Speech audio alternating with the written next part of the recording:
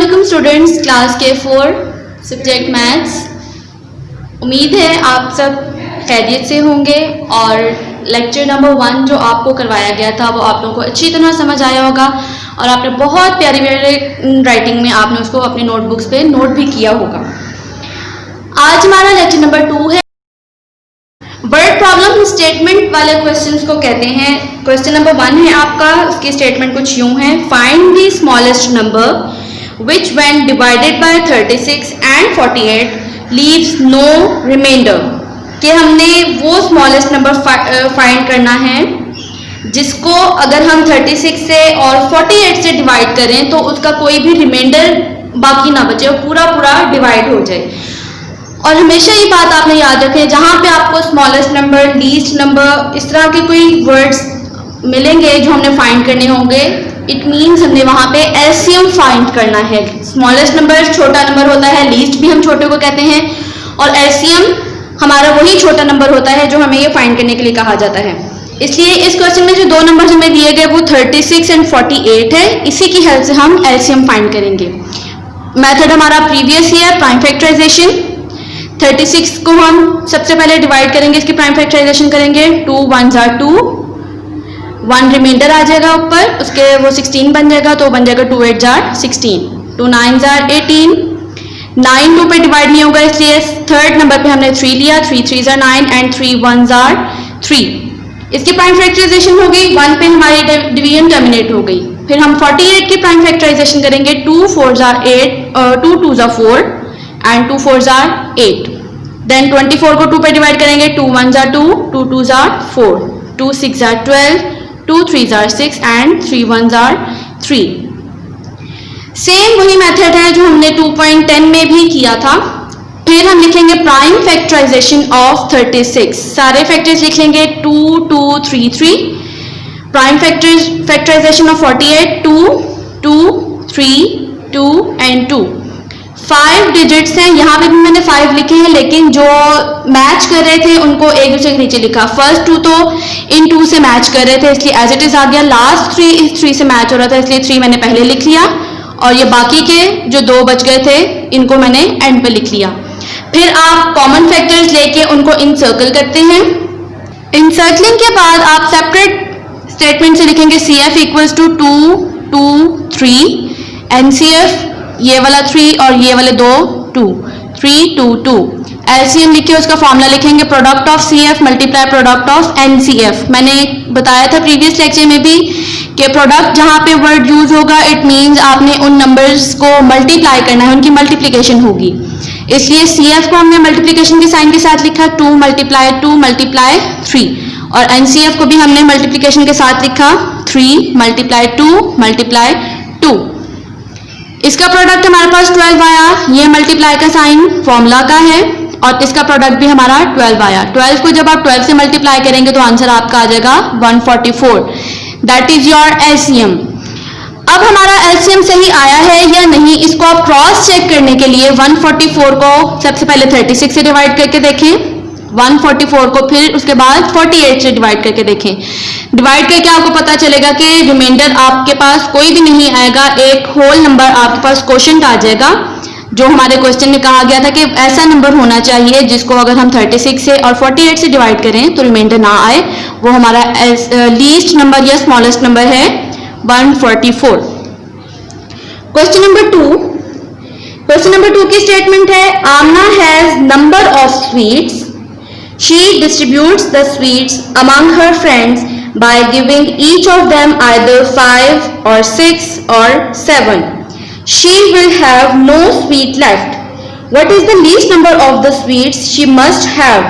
इसमें आमना के बारे में बताया है कि आमना के पास बहुत सारी स्वीट्स हैं, वो अपनी फ्रेंड्स में स्वीट्स डिस्ट्रीब्यूट करती है, किसी को 5 दे देती है, किसी को 6, किसी को 7, और उसके अपने पास कोई भी स्वीट नहीं बचती है।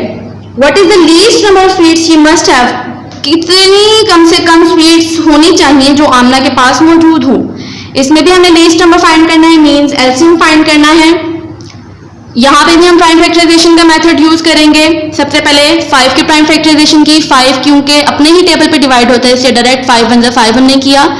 6 को सबसे पहले 2 से किया, 2 3s are 6, 3 ones are 3। फिर 7 था, 7 भी अपने ही टेबल पे जाते हैं, इसलिए 7 ones are 7। Prime factorization of 5 हमारे पास सिर्फ 5 था। प्राइम फैक्टराइजेशन ऑफ 6 2 मल्टीप्लाई 3, मैंने गैप देके लिखा क्योंकि इसका ये मैच नहीं था। फिर प्राइम फैक्टराइजेशन ऑफ 7 उसको मैंने सेपरेट लिख लिया। CF हमारे पास कोई भी नहीं था, उसको हमने क्रॉस कर लिया। NCF हमारे पास ये सारे NCF है, इसलिए इसको NCF में लिखा।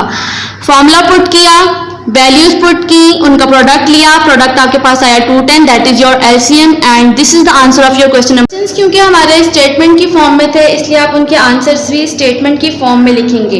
क्वेश्चन नंबर 1 की जो स्टेटमेंट थी उसमें मैं कहा था find the smallest number which one divided by 36 and 48 leave no reminder.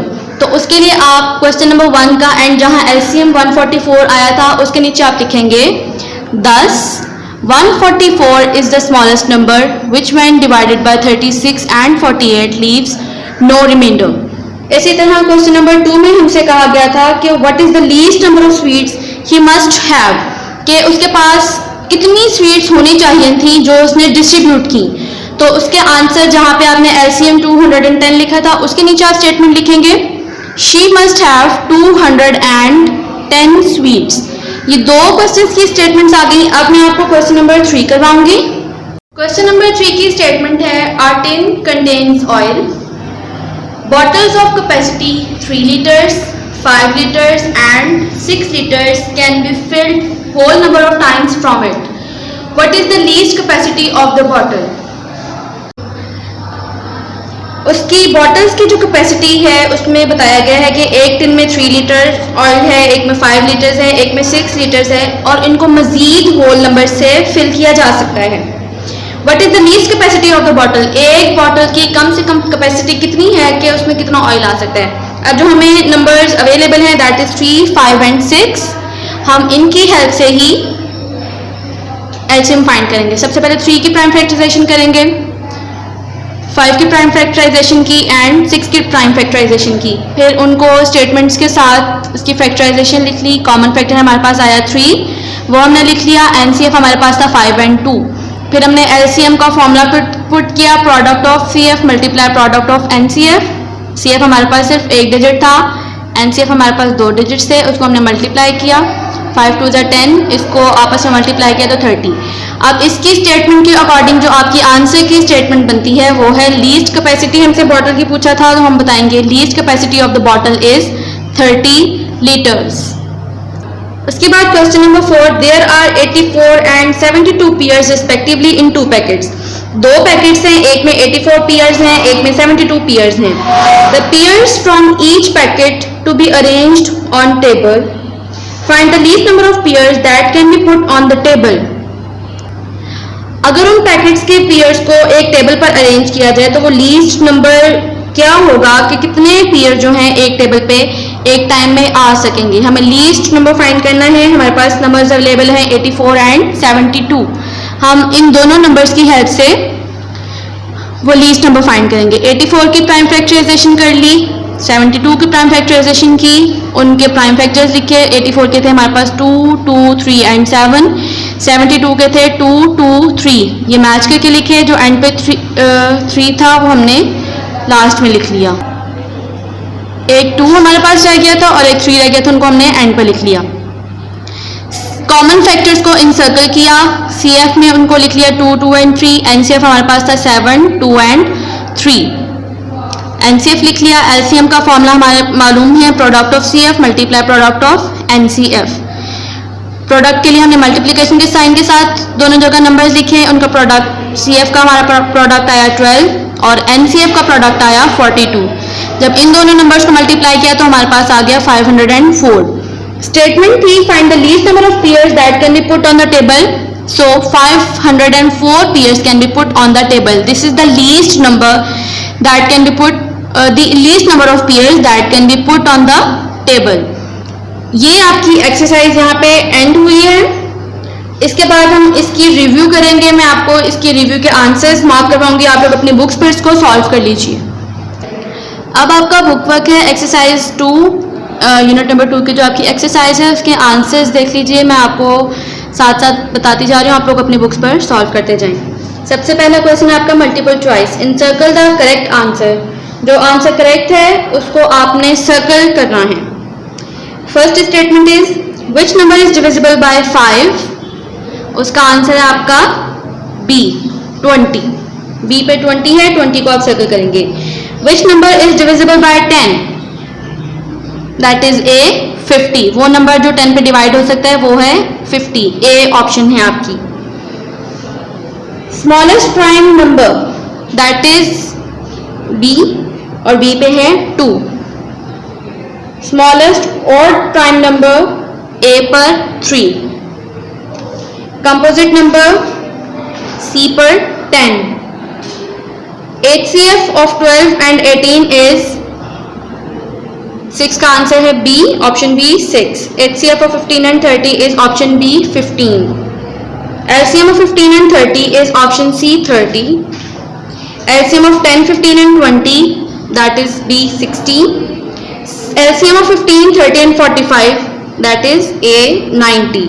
ये LCM जिसने फाइंड करना है क्वेश्चन नंबर 8, 9, 10 इन क्वेश्चंस की आप लोग रफ कॉपीज पे प्रैक्टिस कीजिएगा। क्वेश्चन नंबर जो 6 और 7 है इसकी भी प्रैक्टिस कीजिएगा। HCF और LCM खुद से फाइंड करके देखिएगा कि जो आंसर्स आप लोगों ने मार्क किए हैं वही आंसर आपके सोल्यूशन से आ रहे हैं या नहीं। फिर एंड में है आपकी blanks. Dash is a factory of every number 1। The number is divisible by 5 have digits at ones place 0 and 5। वो नंबर जो 5 से डिवाइड होता है उसके वंस प्लेस पे या तो 0 होता है या फिर 5 होता है। Every multiple of a counting number is greater than the number. किसी भी नंबर का मल्टीपल जो होता है वो उस नंबर से ग्रेटर होता है।